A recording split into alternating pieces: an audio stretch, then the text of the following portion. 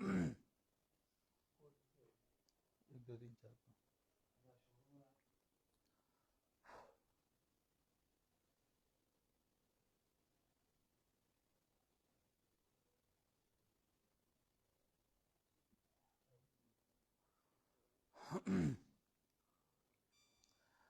الله الرحمن الرحيم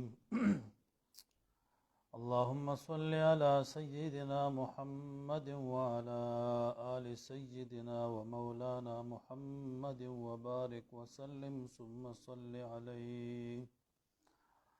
اللهم صل على محمد كلما ذكره الذاكرون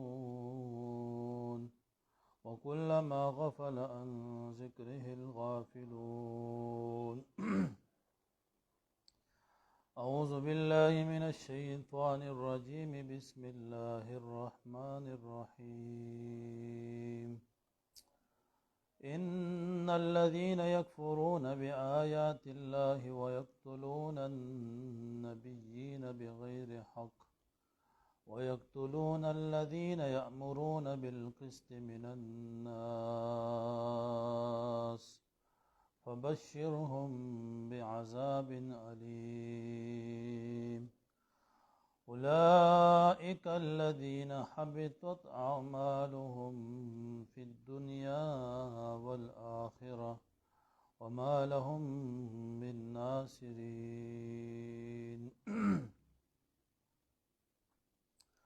ان الذين يكفرون بآيات الله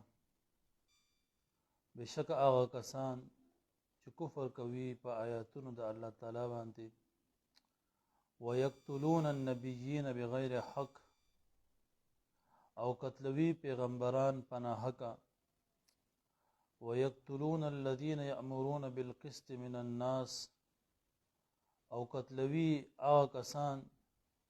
چې حکم کوي په انصاف سره د خلقونه فبشرهم بعذاب علیم نذیر ورکړه دوی ته په عذاب درناک سره اولئک الذین حبطت اعمالهم فی الدنیا والآخرة دا کسان دي چې برباد شوي دي نیک عملونه د دوی فی الدنیا په دنیا کې والآخرة او په آخرت کې وما لهم من ناصرین او نشته دی د دوی د پاره هیڅوک مددګاران دا آیت چې کوم دی ان الذين يكفرون بآيات الله په دې کې اوس زجر دی او تخویف اخروی دی د آخرت د عذاب نه پکې يرول دي هغه خلکو ته چې د توحید نه منکرو او غیب چې کوم دی د مبلغینو د توحید هغه ته به تکلیف رسول او قتلول به نو چې کوم خلق د توحید منکرو نو هغه به خلق چې کوم به د توحید आवाज چتولو د توحید تبلیغ به کولو دعوت په ور کولو نو خلق په قتل به منکرین د توحید به مبلغین د توحید دا چې کوم دینو قتلول نو اول جرم خو چې کوم دی دا په حقوق الله کې دی او دویم جرم دا په حقوق العباد کې دی او مراد د اهل کتاب خلق دي چې موجود په زمانه د نبی علیه الصلاۃ والسلام کې ځکه زجر او تخویف دا حاضرینو ته کیږي غایبینو ته کوم وینه دنیا کې ای ته خو نه کیږي او قتل د انبیاء اگر چې د دوی نو کړي بلکې د دوی آباو یعنی پلاران او مشران او هغوی کړو لیکن چونکه دوی په غیب اعتراضیو په قتل باندې نو ځکه د آباو فعل چې کوم دی دوی طرف ته منسوب کو ويقتلون النبیین او قتلول پیغمبران نو پیغمبران خو دی خلکو نه قتلول چې کوم د پیغمبر په زمانہ کې موجود د دې مشرانو لارانو هغه چې کوم د پیغمبران قتلول خدا هغه د غفل نسبت دوی ته کو ځکه چې دوی په غیب اعتراضیو بغیر حق پناه حق سره دا حال مقیده نه دی، یعنی مقصود د دین تقیید نه دی چې دا کې د اختراضي شي او مطلب دا شي چې قتل د انبیاو کله په حق سره یو کله په دا مطلب نه دی. ځکه چې د قتل د انبیاو قتل چې کوم دی دا نوی دا مگر په ناحق سره، یعنی همیشه په ناحق باندې د انبیاو قتل کیږي. انبیا کو څوک قتل نو په ناحق قتل نو دوی دا کو دا حال مقدر دی لپاره د اظهار د مزید قباحت.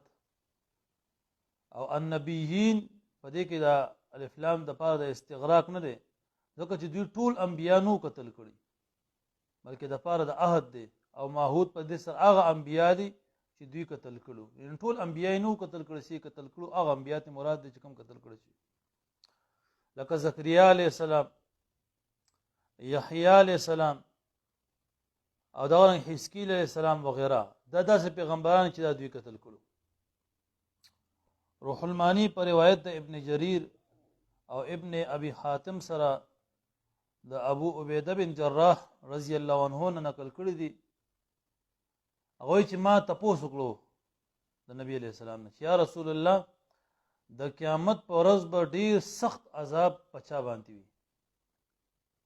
سخت عذاب به د قیامت چا د باره وي. نبی علیہ الصلوۃ والسلام فرمایل چې هغه سړی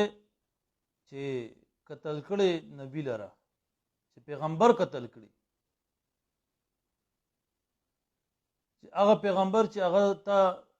جنت طرف ته الله طرف ته رابلی، کامیابی طرف ته رابلی او ته هغه قتل کړي، نو د قیامت پر ورځ به د ټول نه په سخت عذاب کې دا خلق وي چې چا انبیای کرام قتل کړي. وی بیا فرمایي چې هغه چاله چې عمل بالمعروف او نهي عن المنکر کوي، د خو حکم کوي د بدو نه منع کول کوي، جس څنګه چې علما کوي، نو کو دوی سو قتل کړي د قیامت پر ورځ سخت عذاب کې دی. او بیا د آیت تلاوت کو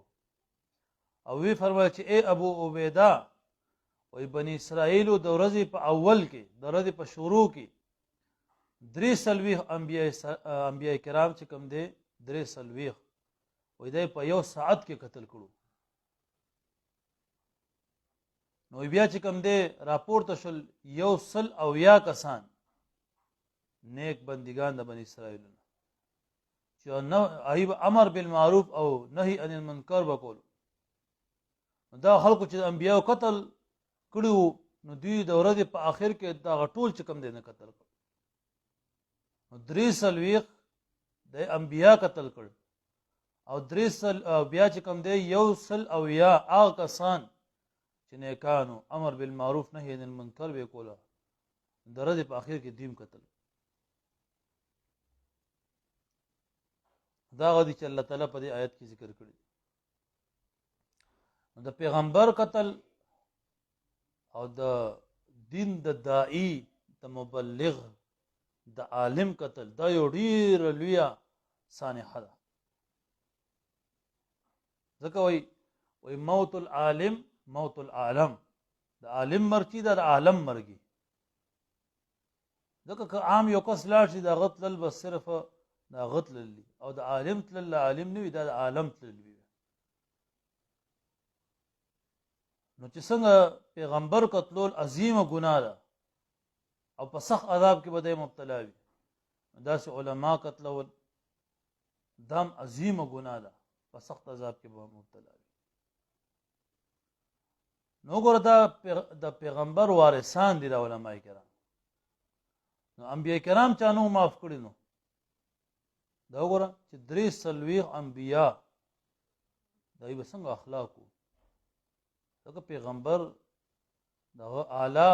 کردار اعلی اخلاق هغه غي پرې نه خدل 3 درجه په شروع کې قتل. نو علما دا د انبیا وارثان دي، نو دای سره دا معاملې روان، نو هغه ته خو الله مقام ورکړي د شهادت، او چې چا قتل کړل نو هغه د پاره د قیامت پر سخت عذاب دی. فبشرهم بعذاب الیم، تزید ورکړه دوی ته په عذاب درناک سره. نو بشارت دا خو د خوشحالۍ خبر ته ویل کیږي، نو د عذاب په خبر باندې د بشارت اطلاق دا به طور تحکم سره دی ځکه چې یو د خوشحالۍ خبرې په هغې باندې چې کوم خبر ورکړی شي نو هغې ته ویل کېږي بشارت دلته د عذاب خبر ته بشارت ویل دا به طور تحکم اولئک الذین حبطت اعمالهم فی الدنیا والآخرة دا د یو وهم دفع ده د یو اشکال جواب دی چې دا خلک په دوی دپاره درناک عذاب څنګه وي دوی ته به عذاب درناک څنګه ورکولی کېږي حالانکه دوی چې کوم دی نو نیک اعمال کړي دي صله رحمي وغیره داسې نو جواب دا دی چې په سبب د کفر سره دغه اعمال دا ضایع شوي دي کفر اعمال ضایع کوي په دنیا او آخرت کې د دوی اعمال حبط شول برباد شول ضایع شول په دنیا کې اعمال څنګه ضایع شول برباد شول هغه دا چې مده او ثنا د دوی چې کوم دی هغه په زم او په لعنت سره بدل شو مؤمن وی نیک عمل کوي نو خلک تعریف کوي او چې کفر دی اختیار کو نو بیا خو وستا مذمت خلک بیانوي لعنت په د باندې لیږي او د جان مال حفاظت چې کوم دی نو ختم شو بلکې قتلولې او کېدولې به شي او په آخرت کې به چې کوم دی حبط د اعمالو ضایع کول د اعمالو بربادول د اعمالو هغه دغه دي چې دا اعمال به د دوی د نجات سبب چې کوم دی نو نه ګرځي دنیا کې هم اعمال برباد شو آخرت کې هم برباد شو نو اولئک الذین حبطت اعمالهم فی الدنیا والآخرة وما لهم من ناصرین او نشته د دوی دپاره هېڅوک مددګاران یعنی دوی چې کوم مزعومه الهه دي په خپل ذهن مطابق دي خدایان جوړ کړي دي دا به چې کوم دی د دوی مدد او شفاعت چې کوم دی دا نشي کولی وما لهم من ناصرین نشته د دوی دپاره هېڅوک مددګاران دوی چې کوم په خپل ذهن کې خدایان جوړ کړي دي مزعومه خدایان دا به نه دوی مدد کولی شي نه به ورته سفارش کولی شي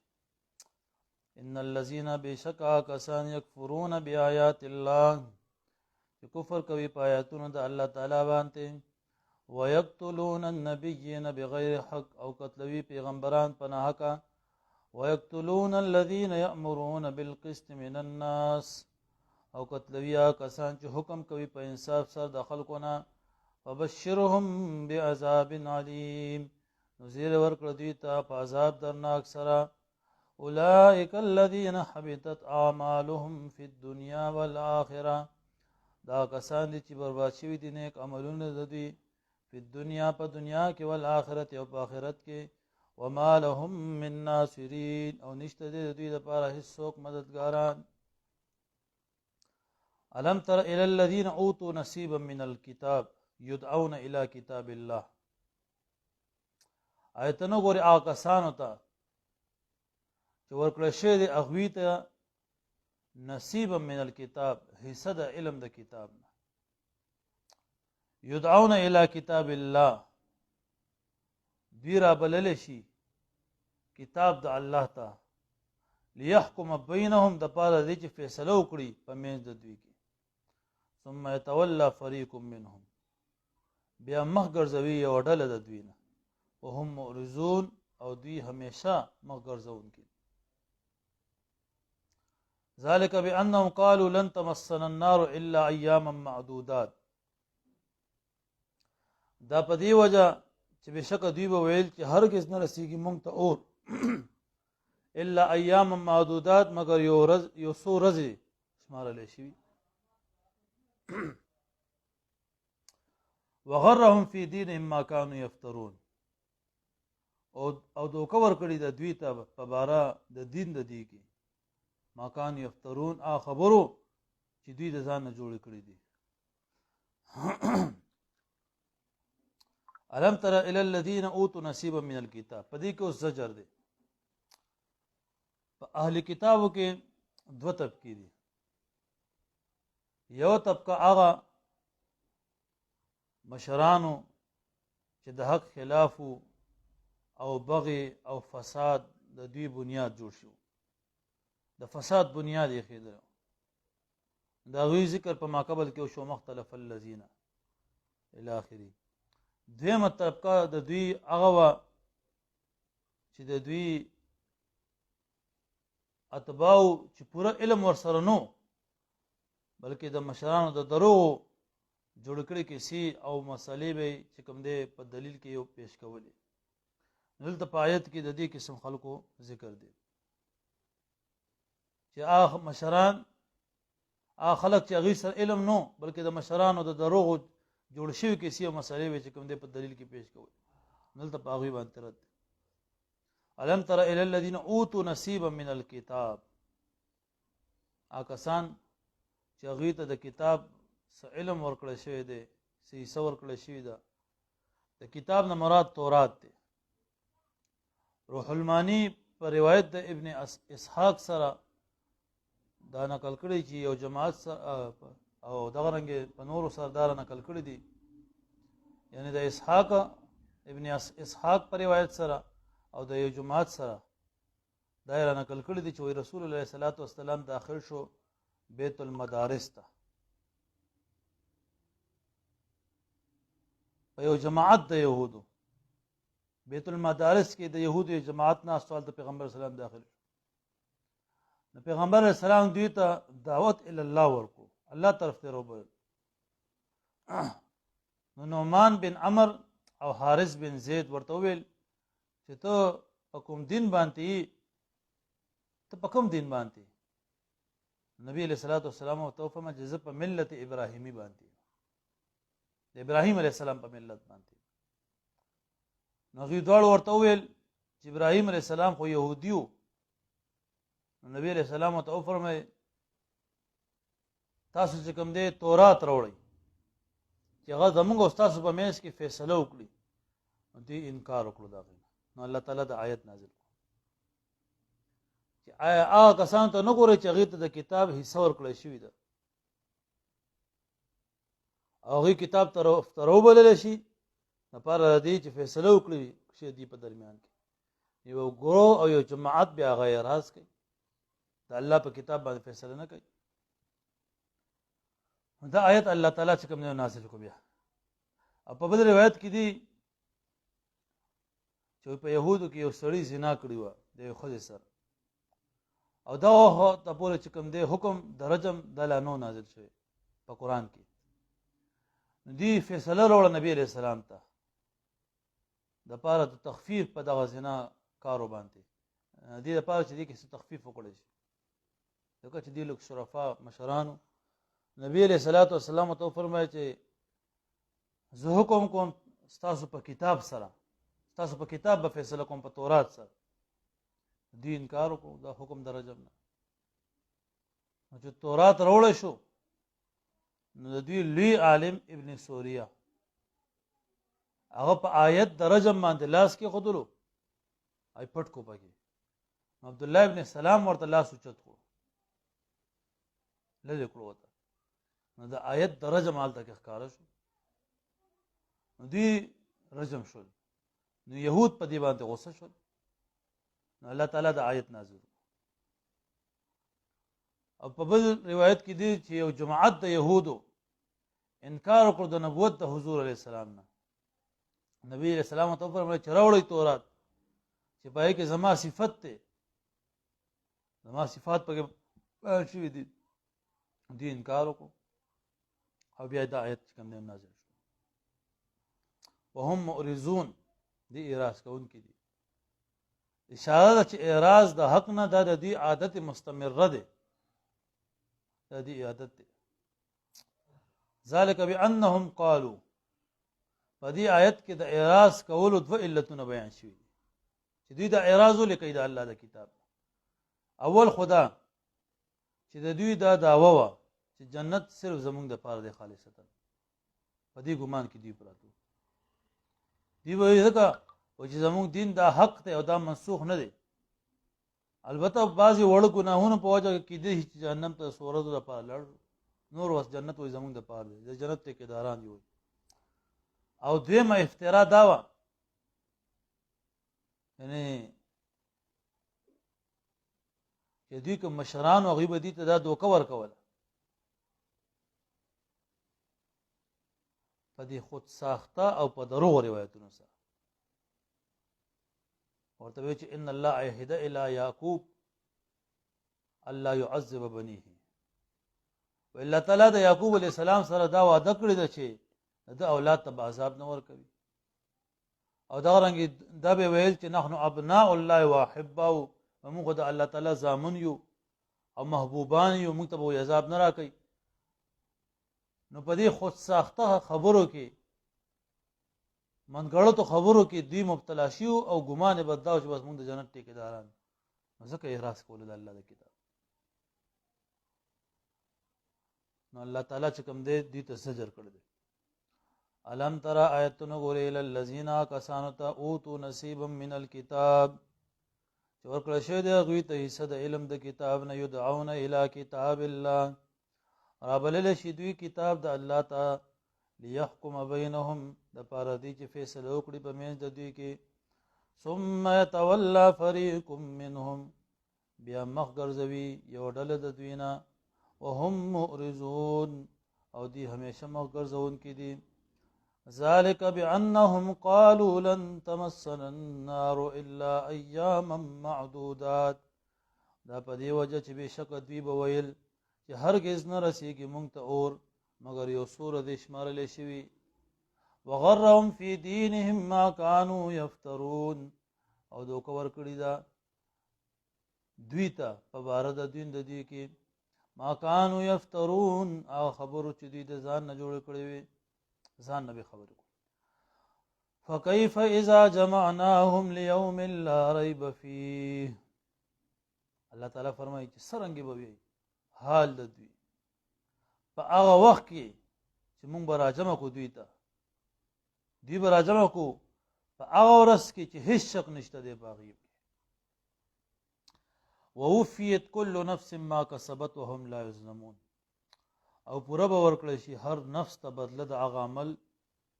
چې کړی وي او په دې باندې به هیڅ ظلم نشي کېدی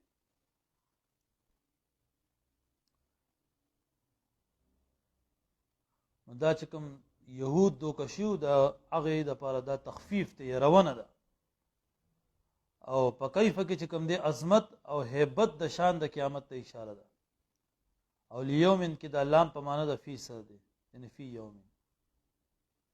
ما کسبت دلته مضاف مقدر دی یعنی جزاء ما کسبت او ما کسبت عام دی شامل له خیر او شر دواړه خیر عمل وی دا غي جزا به ملاوي او کله شر دا غي به ملاوي دا هر عمل به حساب کتاب کی الله تعالی فرمای فكيف اذا جمعناهم نبصرنګ به وی حال د دوی په هغه وخت کې چې راجمع کړو موږ دوی لرا لیوم پداس ورځ کې لا ریب فيه چې نشته د هیڅ شک پای کې د قیامت ورځ په هغه ورځ به دوی سهال وي ووفیت كل نفس ما کسبت او پورا به ورکړه شي هر نفس ته بدله د هغه عمل چې کړی وي چې کوم عمل هم کړی وي هغې بدله به ورکړو کی که نیک وي او که بد وي خیر وي او که شر وي ټول وهم لا یظلمون او په دې باندې به هیڅ ظلم نشي کېدی ظلم به نشي کېدی چې نیک عمل دې کړی وي د هغې اجر درته میلاو شي دا به نه وي چې څومره نیک عمل کړي هغې اجر به میلاوي او چې بد عمل دې نه کړو د پسې ولیکل کېږي دا ظلم به نه وي چې څه دې کړي بس د هغې چې کوم دی عذاب او ثواب به ته میلاویږي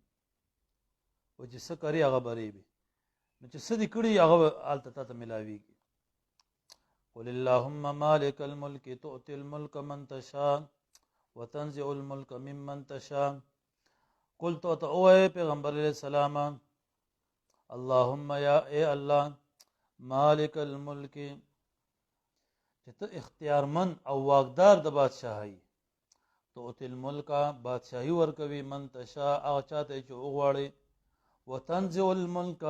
او اخلي بادشاہي ممن تشاء دا غچانه چې تی وته وغواړي وتعز عزت ورکوي من تشاء او چاته چې تی وغواړي وتذل او ذلت ورکوي من تشاء او چاته چې تی وغواړي बियदिक الخير ستا په لاس کې خیر دی انك على كل شيء قدير بشک ته به هر څه قدرت لري تولج الليل في النهار تنباس شپه په ورځ کې وتولج النهار في الليل ان نباس رس په شپه کې وتخرج الحي من الميت او رباس جندې د مړینا وتخرج الميت من الحي او رباس مړ د جندینا وترزق رزق ورکوي من تشاء چاته چوغواړي بغیر حساب بغیر د حساب نه قل اللهم مالک الملک دلته اوس ذکر د توحید دی مخکې چې کوم دلایل ذکر شول تیر شوي دلایل او ثمره بیانېږي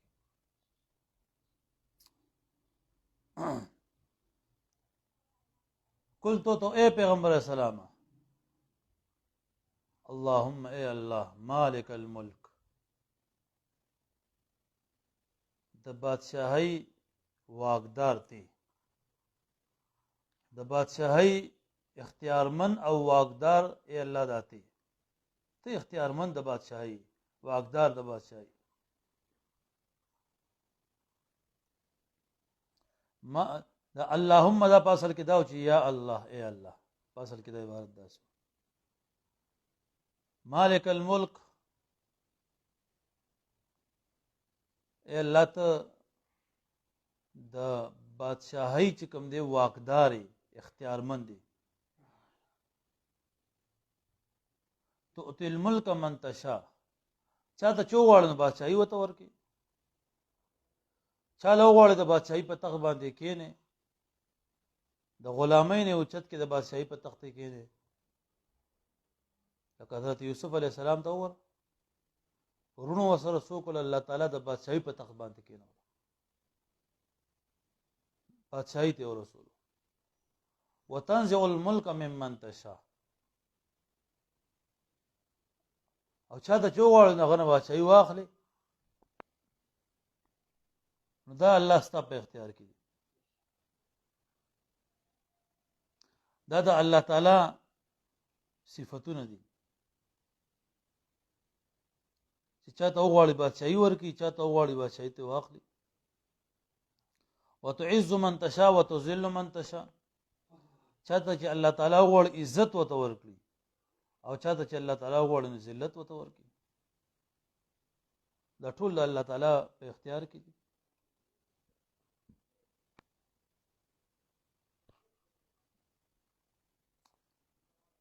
کله نا کله د عزت اسباب موجود وي او په هغه کې الله تعالی انسان ذلیل کی لکه اوس نمرود ته ورغنه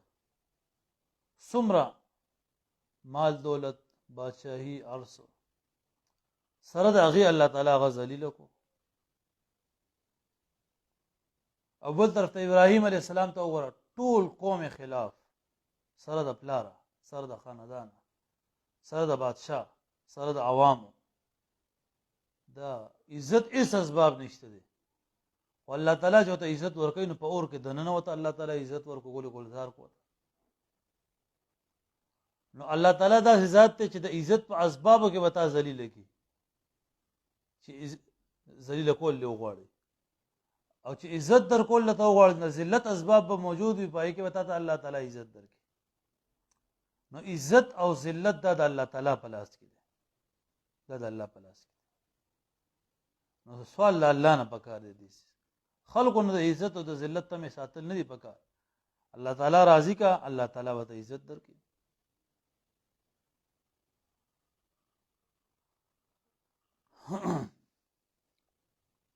بيدک الخير دستا بلاس کې الله تعالی خیر دی دلته والشر دا چې کوم دی هم مراد دی دغه چې خیر او شر دا دواړه د الله طرف نه دي خو خاص طور دا خیر ذکر شو ځکه په دې کې اشاره ده چې کوم په ظاهر کې شر وي کنه شر نو د مجموعي نظام عالم ته چې وګورې نو هي په اعتبار سره پای کې خیر موجود دی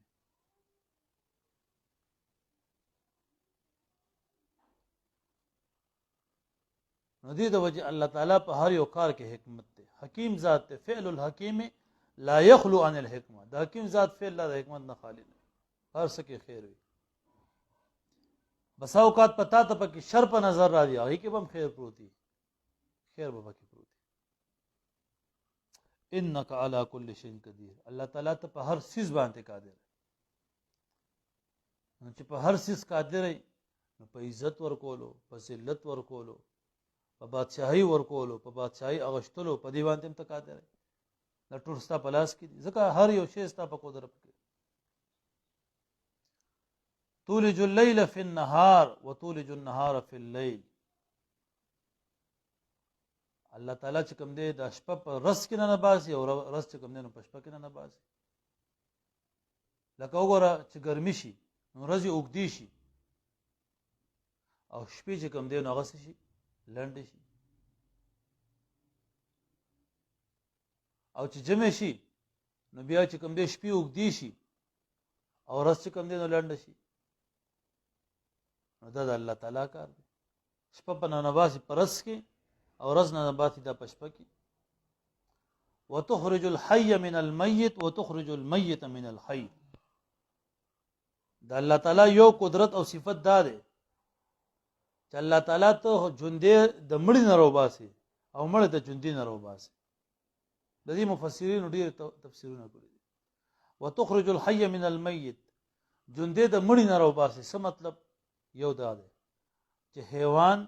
د نطفه نه راوباسي، ژوندې د مړي نه راوباسي. نطفه مړه ده او حیوان ژوندې، الله تعالی د نطفه نه حیوان پیدا کړي. دویم د چرګ نه چرګ چې کوم دی د هګۍ نه الله تعالی پیدا کړي. اوس هغه هګۍ چې کوم دی خو مړه ده، بې جان شی دی، او الله تعالی هغې نه چې کوم دی د چرګې بچې پیدا کړي خشته او چرګه شي لوی ژوندې د مړي نه راوباسي. یا دا چې شین بوټی د وچ تخم نه راوباسي، تخم په پټي کې وچ تخم وګرځي وغورځوي او الله تعالی د هغې نه شین بوټی خشته را زرغون کړي نو ژوندې د مړي نه راوباسي. یا دا چې شین بوټی د وچ ځمکې نه راوباسي، ځمکه ده او الله تعالی د هغې نه چې کوم د شین بوټی راوباسي.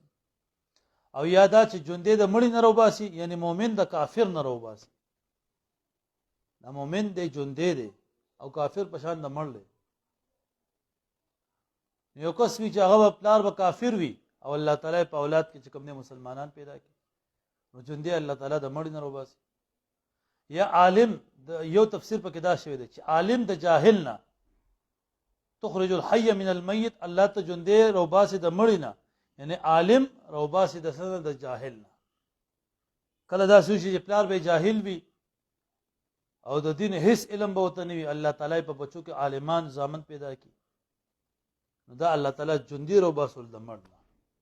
ځکه جاهل خو په مثال د مړ وي، عالم په مثال د ژوندې. وتخرج الميت من الحي، او تر وباسي مړ د ژوندې نه، یعنی نطفه د حیوان نه، هګۍ چې کوم دی د چرګې نه، او وچ تخم دا چې کوم دی د شین بوټي نه، او دغه رنګې د میوې نه چې کوم دی وچ هډوکې، او دغه رنګې کافر د مؤمن نه او جاهل د عالم نه. کله داسې وي چې پلار به مؤمن وي هغه کافر پیدا شي،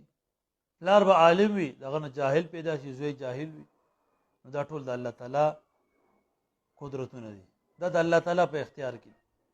وترزق من تشاء بغیر حساب، او ته رزق ورکوي هغه چاته چې وغواړي بغیر حساب، بغیر د حساب. بغیر حساب په دریو معنو کې مستعمل شوی دی. یا خدا چې بغیر عدد، یعنی بے شماره رزق وته ورکوي، کنایه د کثرت نه ډیر زیات وته ورکوي. په دې آیت کې دغه معنی مراد ده. وترزق من تشاء بغیر حساب، یعنی بغیر عدد، بے شماره رزق وته ورکوي. کثرت نه کنایه مطلب ډیر وته ورکوي چاته چې وغواړي. یا دویمه دا چې بغیر تعیبین، بغیر د ستړي کېدلو نه چاته الله ته رزق ورکوي، ستړی هم نه کوي رزق وته ورکوي. لکه چې د مریم علیه السلام په کور کې ان الله یرزق من یشاء بغیر حساب، زکریا علیه السلام به چې داخل شو بې موسمه میوې پلونه به پراتو، نو تپوس کوي چې دا چرته نه، نو ته فرمایي چې دا چې کوم دی د الله تعالی طرف نه هو من عند الله. او بیا فرمایي چې ان الله يرزق من يشاء بغیر حساب. الله تعالی رزق ورکوي چا ته چې وغواړي بغیر حساب، یعنی بغیر د ستړي کېدلو نه. په کمره کې مریم علیه السلام بنده وه او الله تعالی ورته رزق ورکوي. او دریم نمبر بغیر مناقشة و تائبت، بغیر د مناقشې او د حساب نه الله تعالی رزق ورکوي. لکه د داود علیه السلام ته الله تعالی فرمایي فمن او امسک بغیر حساب. دلته دا معنی مراد. نو به هر صورت دا د الله تعالی صفات دي، د الله تعالی قدرت دی بیانېږي په دې کې. د دې آیت شان نزول قرطبي، روح المانی وغیرہ د حضرت انس او ابن عباس رضی الله عنهما نقل کړی دی چې هر کله رسول الله صلی الله علیه وسلم وی مکه فتح کړه او وعده وکړه د خپل امت سره د فارس او د روم د بادشاهۍ چې دا به تاسو ته ملاویږي او د مالکان بشي. نو منافقین او یهود وویل چې هیهاته هیهاته، وای دا خو چې کوم دی مطلب ډیر لري خبره ده، چرته دوی د روم او فارس بادشاهي اغوستی شي، ځکه هغوی خو ډیر غالب دي، زورور او طاقتور دي، او د پیغمبر لپاره دا کافی نه ده محمد صلی الله علیه وسلم لپاره مکه او مدینه چې د فارس او د روم د هغې د بادشاهۍ د ملکیت هم اراده لري، تمه لري. دا آیت نازل شو چې بادشاهي ورکول او اغوستل دا خو د الله تعالی کار دی. دې ته تاسو مه ګورئ چې مسلمانان لږ دي او کمزوري دي، دا خو د الله تعالی کار دی. او په بل روایت کې دي چې په جنگ خندق کې چې کله صحابه کرام خندق کنستلو حضرت سلمان فارسی رضی الله عنه په عیسی کې یو سخت کاڼه راووتلو چې هغه ماتېدونه، نو حضور علیه السلام ورته ورغی او پیغمبر علیه السلام په خپل لاس باندې کوداله چې کوم دی راواغشتله او یو ضرب چې کوم دی یو ګزار وکړو په هغې باندې، نو هلته چې کوم دی یو روشني چې کوم دی یو رڼا ترېنه راووتله هغه دی نه. بیا دغه شانتې چې کوم دی نور دوه ضربونه ورکړل، نو په هر ضرب سره په هر ګزار سره چې کوم دی هسې رڼا غوندې راوختله او هغه به د لرې پورې چې کوم دی لیدلی شو چې پیغمبر اسلام به ګزار وکړو. نو بیا نبی علیه السلام وفرمیل چې دا اول ضرب نه چې کوم رڼا ظاهره شوه، نو په دې کې ما ته د فارس چې کوم دی بادشاهي محلات امارات دا وښودلی شول، دا به زما امت ته ورکولی کېږي. او په دویم ضرب سره چې کومه روشنایي چې کوم دی ظاهره شوه، نو وی فرمایل چې په دې سره ماته د رومیانو محلات چې کوم دی نو ښکاره شول. او په دریم ضرب سره چې کومه روشنایي ښکاره شوه، نو وی فرمایل چې په دې کې ماته د صنعا یمن عظیم محلات وښودلی شول. او وی فرمایل چې تاسو ته زیری در کوم چې ماته جبریل امین خبر راکړو چې زما امت په دې تمامو ممالکو باندې وی غالب کیږي، مسلمانانو ته به الله تعالی فتح ورکړي. نو منافقینو چې دا واورېدل نو هغوی مسخرې شروع کړې. هغوی وی چې موږ په داسې حالت کې یو چې خوراک راته نه میلاویږي، د خپل ځان حفاظت د دشمن نه راته مشکل دی، نو څرنګه به موږ چې کوم دی فارس روم او یمن په دې باندې وایي چې کوم دی ملکونو باندې قابض شو. نو د آیت الله تعالی نازل کړو چې بادشاهي ورکول او اغوستل دا د الله تعالی په لاس کې دی، عزت ورکول ذلت ورکول دا د الله تعالی په لاس کې دي. نو په دې کې په دې باندې رد شو. دې ته مه ګورئ چې تاسو لږ یې تاسو کمزور یې، نه، دا ایمان په طاقت سره الله تعالی په دې ملکونو به تاسو ته فتح نصیب کوي. دا آیتونه دا دوه چې کوم ذکر شول قل اللهم مالک الملک تؤتي الملک، د دې فضیلتونه هم راغلي دي. حضرت معاذ بن جبل رضی الله عنه فرمایي و چې ما ته ښودلي دي رسول الله صلی الله علیه وسلم یو څو کلمات یا آیتونه د قرآن. بیا فرمایي چې وایي نشته دی په ځمکه کې یو مسلمان چې دی مکروب پریشان وي مقروض وي قرض وي پی او دا اولولي د آیتونه نو خامخا به الله تعالی دا هغه قرض ادا کوي او پریشانی به چې کوم دی نو زایله کوي ختموي او وی فرمایل چې ورځ زه وروستو شم او د جمع مست چې کوم دی نو حاضر نشم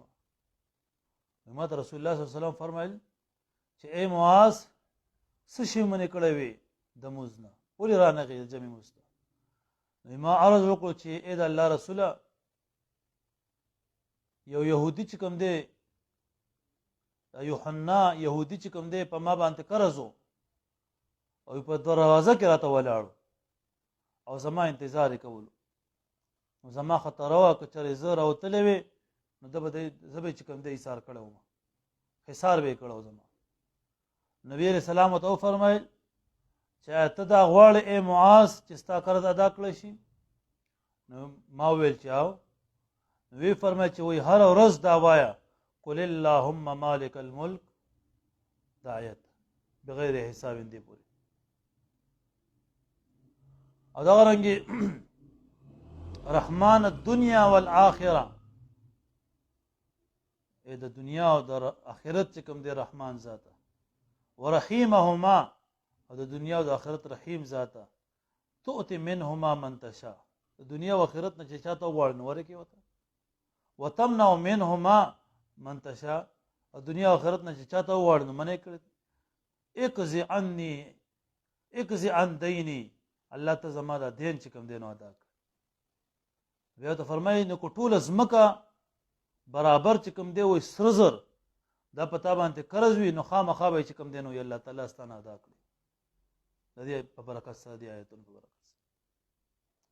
علماء کرام چې کوم دی آیت ته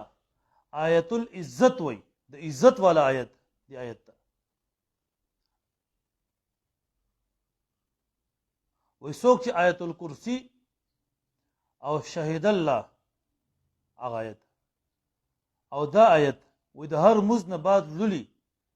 الله جل شانه به ورته عزت ورکړي او د ذلت نه به الله تعالی محفوظ کړي او په دشمنانو به ورته الله تعالی وایي فتح ورکړي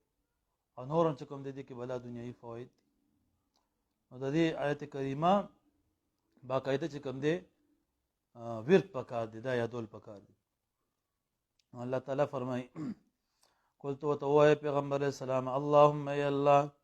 مالک الملک ته اختیارمند او واقدار د بادشاہي تو تل ملک ورکوي بادشاہي من تشاء چاته چوغواړي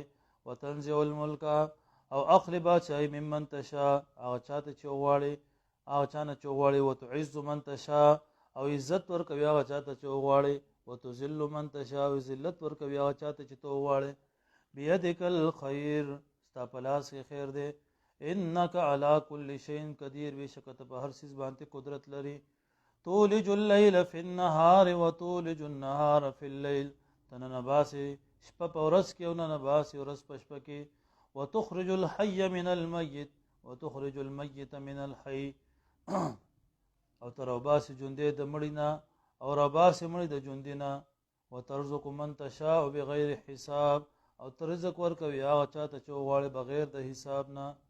صدق الله الحمد لله رب العالمين والعاقبة للمتقين والصلاة والسلام على سيد الأنبياء والمرسلين ربنا ظلمنا أنفسنا وإن لم تغفر لنا وترحمنا لنكونن من الخاسرين اللهم إنا على ذكرك وشكرك وحسن عبادتك اللهم إنك عفو كريم تحب العفو فاعف عنا يا الله زموږ ټول ګناهونه معاف کړي ټول خطاګانې معاف کړي کریم الله اخلاص سره د دین خدمت راته نصیب کړي الله تر مرګ پورې دین خدمت راته نصیب کړي کریم الله د قرآن کریم برکات زموږ په کورونو کې شامل حال کړي د دې رحمتونه برکتونه وسعت فراغي یا الله دا زموږ سره شامل حال کړي کریم الله د قرآن کریم خدمت تر مرګ پورې نصیب کړي او په قرآن کریم په سره الله زموږ د زړونو ژوندي کړي د دې په برکت سره زموږ ټول مشکلات حل کړي او د دې په برکت سره الله زموږ ټول شرعي حاجات پوره کړي الله د ټول امت مسلمه په حال باندې رحم وفرمایي وصلی الله علی النبی الامي الکریم برحمته